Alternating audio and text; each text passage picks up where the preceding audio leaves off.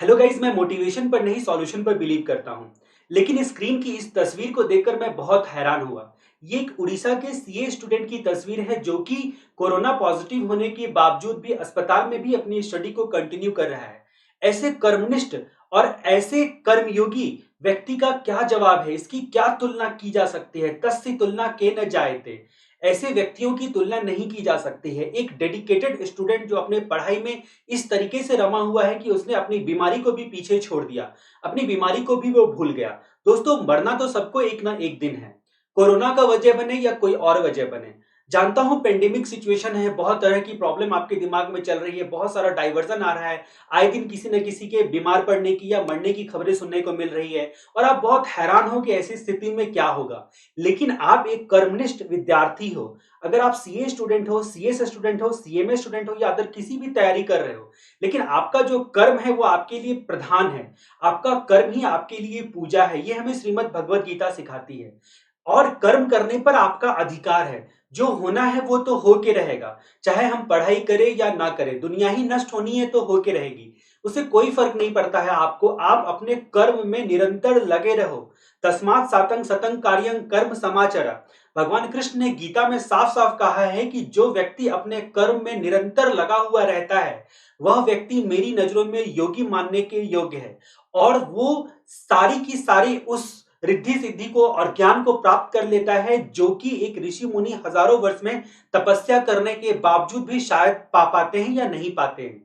तो आपको अपना कर्म जो है हमेशा निरंतर करते रहना पड़ेगा। आपका कर्म है पढ़ाई करना, आपका कर्म है सारी चीज़ों के सारे डाइवर्जन से जो आपकी जो समस्याएँ हैं ब्रेन में चल रही हैं, उन सबको डाइवर्जन को हटाकर अपनी बुक्स पे, अपने कर्म पे जो है वो कॉन्संट्रेट करना। अब ये कैसे होगा? जैसा कि कृष्ण भगवान ने गीता में बताया गया है कि सिर्फ़ इसके 2 ही रास्ते होते हैं, जिससे आप अपने माइंड पे कंट्रोल करके अपनी पढ़ाई को कर सकते हो किसी भी परिस्थिति में। वो कंट्रोल, वो शक्ति आपके पास कहाँ से आएगी? तो वो शक्ति आपके पास 2 ही चीज़ से आएगी, अभ्यास और वैराग्य से। अभ्यास का मतलब होता है प्रैक्टिस और वैराग्य का मतलब होता है कि जो रिज़ल्ट के बारे में जो लोग नहीं सोचते हैं। जो होगा वो होगा, मौत आनी है आएगी एक दिन, जान जानी है जाएगी एक दिन। अब ऐसी बातों से क्या घबराना? तो इस गाने को भी अगर आप सुनते हो, तो ये भी अपने आप में एक आपको मोटिवेशन देता है कि दुनिया में जो होगा, होगा। जो हो रहा है वो तो हो रहा ही है।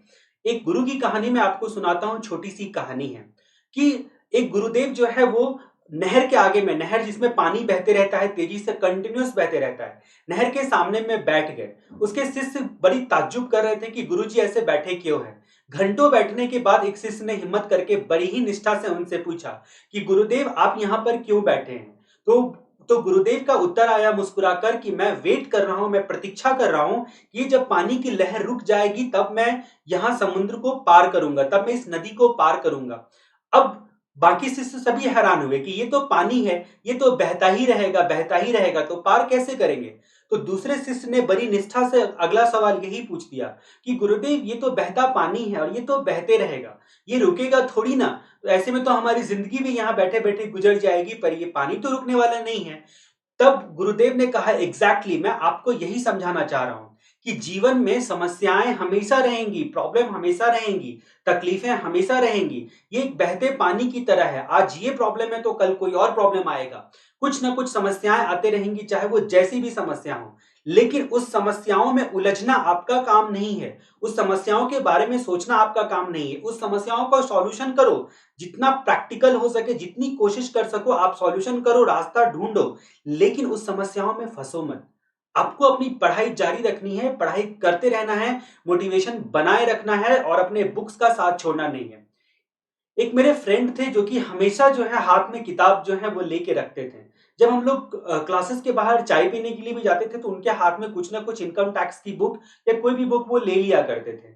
मैंने उनसे बड़ी निष्ठा से एक दिन ये सवाल पूछ दिया कि आखिर आप हर वक़्त अपने हाथ में बुक लेके क्यों घूमते हो? इसका क्या फ़ायदा है? तब उन्होंने मुझसे अगला सवाल पूछा, क्या नुकसान है? तो मैंने बोला नहीं, कोई नुकसान नहीं है। उन्होंने फिर मुझे बताया कि जब उनके हाथ में किताबें रहती है, वो जहाँ भी जाते हैं, जैसे बहुत लोग धार्मिक ग्रंथ लेके साथ में चलते हैं, बहुत लोग अपने जप करने की मालाएँ साथ में लेके चलते हैं। आपका ग्रंथ, आपकी माला, आपकी किताब है। अब उसने जब हाथ में किताब लिए रहते थे, तो उन्होंने कहा कि मुझे मोटिवेशन आता है, मुझे मन करता है कहीं पर भी, मैं अगर पार्क में भी बैठा हूँ, मेरे हाथ में बुक्स है, तो मेरा ध्यान कहीं न कहीं जाता है और मुझे हर वक़्त याद रहता है कि मैं एक सीए स्टूडेंट हूँ। और इसकी वजह से मेरा जो है पढ़ाई इधर-उधर के डाइवर्जन से ध्यान हटता है और लास्ट में मैं किताब की तरफ घूम के वापस आ जाता हूँ। तो ये उन्होंने एक अपने आप के साइकोलॉजी के साथ उन्होंने एक डाइवर्जन किया स्टडी की तरफ, अपने आप अपना कंसंट्रेशन जो है उन्होंने पढ़ाई की तरफ बढ़ा दिया और उनका रिजल्ट फर्स्ट अटेम्प्ट में हुआ और बहुत अच्छे मार्क्स से वो पास किए।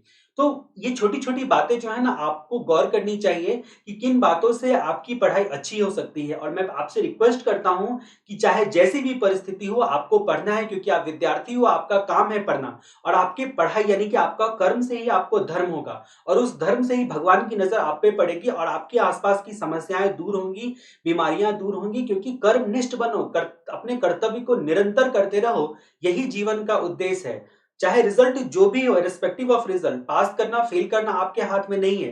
कर्माधिकारस्तु मा फलेषु कदाचन। तो ये गीता में अगर आप इसका अर्थ रियल में देखोगे तो कर्म करने में आपका अधिकार है, उसके फल में कदापि नहीं। कर्म करते रहो, उसमें तुम्हारा अधिकार है, उसके फल में कदापि नहीं। तो इसका मतलब क्या हो गया? कर्माधिकारस्तु मा फलेषु कदाचन। ठीक है? तो अब इन्हीं सब बातों को ध्यान में रखकर मैं उम्मीद करता हूँ कि आपके माइंड में बहुत सारी जो डिस्ट्रैक्शन चल रही होंगी, उसको एक हद तक मैंने कम कर दिया होगा और अगर आप मुझसे कोई भी हेल्प चाहते हो, तो आप मुझे इस नंबर पे व्हाट्सएप कर सकते हो जो स्क्रीन पे नीचे में डिस्प्ले हो रहा है और आपका मैं कोशिश करूँगा हर एक प्रकार की प्रॉब्लम का सॉल्यूशन बताने की, सॉल्यूशन करने की। जितना हद तक हो सके मैं आपके करियर के प्रति, आपके पढ़ाई के प्रति डेडिकेटेड हूँ। हमारे अगले वीडियो तक के लिए आपको जय राम जी की।